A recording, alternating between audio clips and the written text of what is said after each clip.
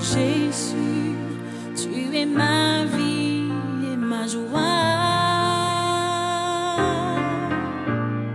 Tout ce qui est bon me vient de toi. Tu es la source de mon bonheur, l'espérance de ma vie. Jésus, tu es ma vie. Est-ce que vous connaissez Zorobabel? Vous ne connaissez pas? Prenez avec moi Zacharie chapitre 4. Zacharie chapitre 4, à partir du verset 7. Ne serait-ce que le verset 7 nous suffit ce matin. Qui es-tu, grande montagne? Devant Zorobabel, tu seras aplani. Qui es-tu, grande montagne? Devant Zorobabel.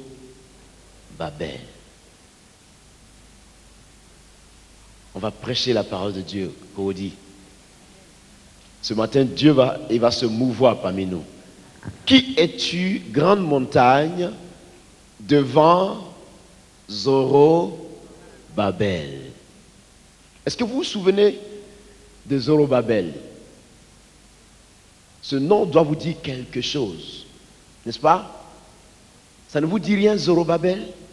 Je vais vous situer dans le temps. Jérémie va prophétiser la captivité d'Israël pendant 70 années au pays de Babylone.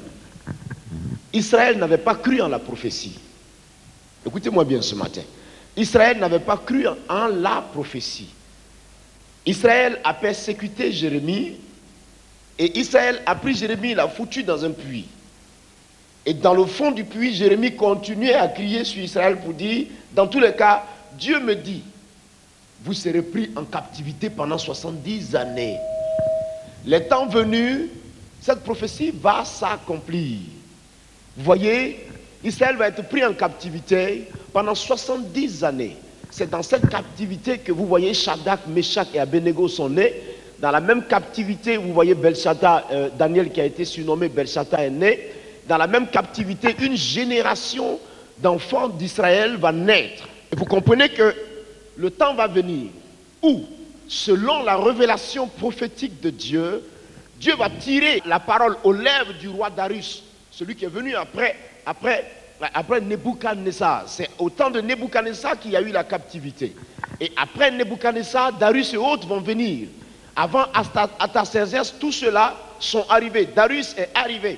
Et quand Darius est venu, Dieu va utiliser Darius pour dire, moi, roi Darius, j'annonce à partir de ce matin, sinon d'aujourd'hui, que Israël retourne dans sa patrie et que Jérusalem, la ville de Dieu, soit rebâtie. Alléluia. Vous me comprenez ce matin? Et donc on va assister à l'exode, c'est-à-dire le départ de Babylone sur la terre d'Israël cassée, détruite, ruinée. Il n'y avait plus de maison, il n'y avait pas de mur, on ne pouvait pas habiter Jérusalem. Le temple a été profané, tout était cassé, tout ce qui servait à l'autel a été détruit, tout, il n'y avait plus rien du tout. Et donc le décret va sortir, et quand le décret va sortir, tout le monde va l'exécuter. Et l'homme que Dieu va désigner comme sacrificateur de ce temps-là a été appelé, sinon s'appelait Zorobabel. Donc Zorobabel est celui-là à qui Dieu va remettre la direction du peuple d'Israël. Il était secondé par Esdras. Mais Zorobabel était le sacrificateur désigné par Dieu. Et vous comprenez que Zorobabel donc va diriger le peuple de Dieu vers la terre détruite. Zorobabel arrive sur le terrain, tout était écrasé. Il n'y avait rien. Donc Dieu dit, qui es-tu, grande montagne, devant Zorobabel. Pourquoi Zorobabel? Parce que le temps de Dieu était arrivé. Dieu fait toutes choses selon son temps. Quand le temps de Dieu est arrivé par rapport à ta vie, quoi qu'il en soit, le motif demeure le même. La grâce demeure la même. L'objectif qu'il a visé pour toi, il ne le détourne pas.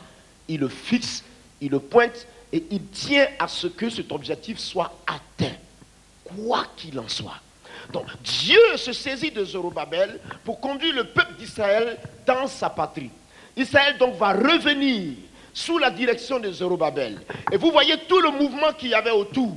Zorobabel devant la foule. Zorobabel en qui la destinée d'Israël avait été remise. Zorobabel en qui tout le monde avait fait confiance. Zorobabel en qui tout le monde avait cru. Zorobabel devant le peuple. Et Dieu dit, toi grande montagne, qui es-tu devant Zorobabel? Pourquoi?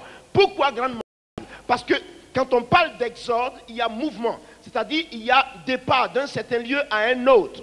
Et alors, c'était le peuple de Dieu qui devait marcher. Et puisque ce peuple devait marcher, et Dieu se sentant au milieu du peuple, dit à toutes circonstances, d'où sors-tu pour arrêter mon peuple? Deuxièmement, pourquoi Zorobabel?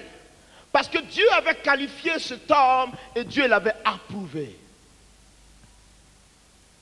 Dieu avait approuvé Zorobabel et Dieu avait donné à Zorobabel des capacités pour diriger Israël. Et l'exode n'a pas été fait comme ça, sans difficulté. Il y avait des difficultés. Mais quand Dieu dit « Qui es-tu » Regardez, Dieu personnifie la montagne. Dieu désigne la montagne comme une personne devant lui. Dieu désigne la montagne comme si elle était un individu capable de s'exprimer. Dieu désigne la montagne comme si cette montagne était née comme un homme né. Vous comprenez? Qui es-tu, toi, montagne? Grande montagne. Pourquoi grande montagne? Pourquoi cette situation? Parce que, frère, je veux te dire une seule chose. Quand l'Éternel a placé sa grâce sur toi, quand l'Éternel t'a désigné et a posé sa faveur sur ta vie, en aucun cas, il n'ira pas t'abandonner. En aucun cas, il n'ira pas te délaisser. En aucun cas, tu ne lui échapperas pas. En aucun cas. Il veillera toujours à ce que ce qu'il a mis en toi soit fructifié et soit développé et porte fruit pour le royaume des cieux. Qui es-tu, grande montagne? Pour dire, lorsque Dieu a approuvé votre vie, lorsque Dieu vous a donné sa caution, lorsque Dieu vous a donné son approbation, quelle que soit la situation qui se présente au-devant de vous, Dieu pose la question à la situation pour lui dire, qui es-tu pour arrêter celui que j'ai choisi? Qui es-tu pour arrêter mon enfant que j'ai envoyé? Qui es-tu pour arrêter celui-là que j'ai désigné? Grande montagne, tu seras aplani. Grande montagne. Qui es-tu? Oh my God. On baba sans kotorianta casa. Qui est-ce que tu es? Fais comme ça. Tout le monde fait ça. Qui est-ce que tu es?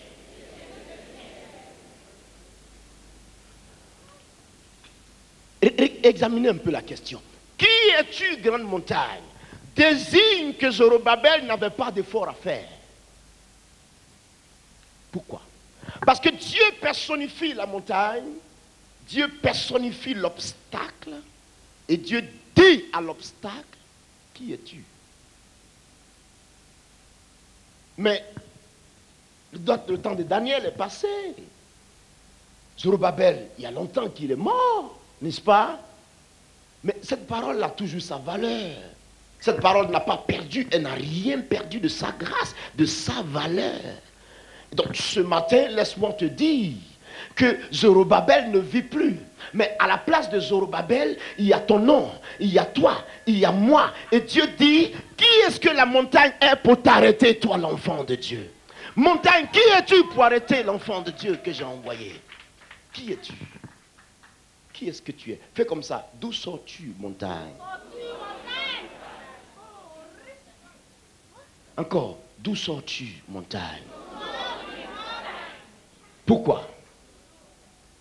Pourquoi cette question? Pourquoi, entre nous, pourquoi cette question? Pourquoi? Nous sommes en exode. Nous partons vers le royaume des cieux. Nous sommes en exode, nous sommes en mouvement. Nous avons démarré d'un point A et Dieu nous attend à l'autre bout du point B. Et nous devons y arriver. Et pour la traverser, il y a de multiples difficultés.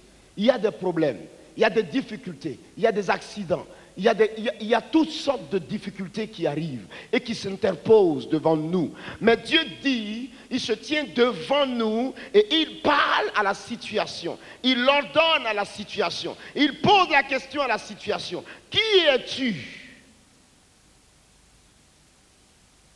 Pourquoi? Si Dieu pose la question à la situation pour lui dire qui es-tu, ça veut dire quoi? Il la minimise. Et elle n'est pas redoutable devant lui.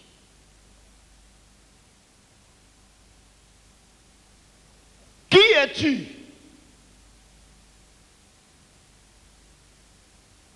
Pour tuer mon enfant. Qui es-tu? Pour détruire celui que moi j'aime, la fille que j'aime, le fils que j'aime. Il pose la question, qui es-tu? Qui est-ce que tu crois que tu es, toi, grande montagne? Il dit, qui es-tu? Pourquoi qui es-tu? Parce que le mouvement de Dieu s'accompagne toujours de sa gloire, de sa présence, de sa puissance, de son approbation, de sa qualification. Dieu vous a-t-il choisi? Il vous qualifiera. Dieu vous a-t-il envoyé? Il vous donnera les éléments nécessaires pour réussir la mission. Dieu a-t-il posé sa main, plutôt son regard favorablement sur vous? Il vous équipe afin que vous réussissiez ce pour lequel il a porté son regard sur vous. Dieu s'intéresse à vous, c'est vrai. S'il s'intéresse à vous, sachez également que ce ne sera pas de façon bredouille.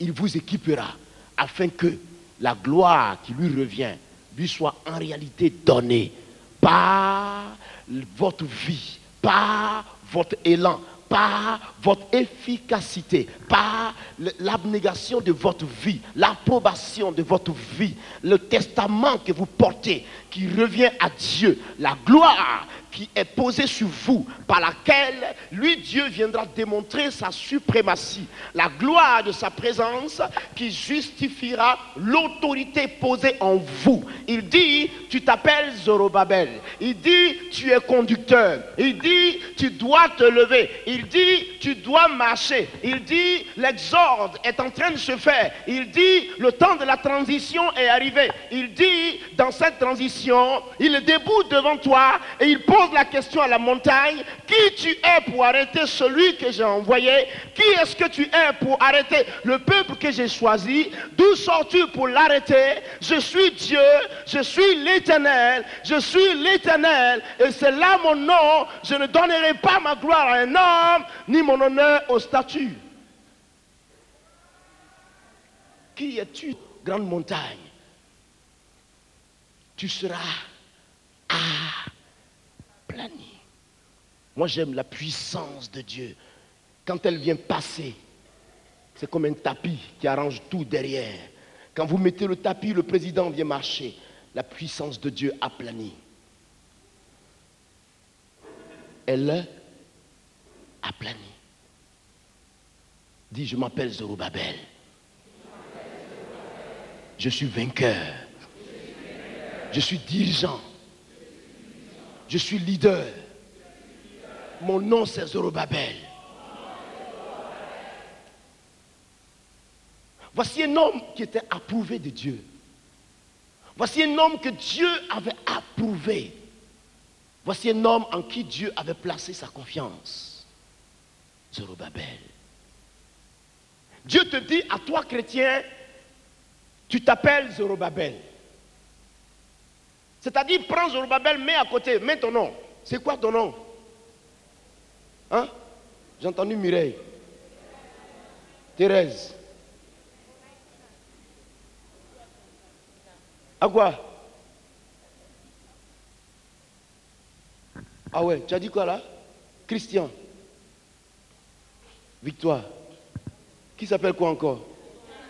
Dieu dit, qui es-tu, grande montagne, pour résister devant Zorobabel? Pourquoi?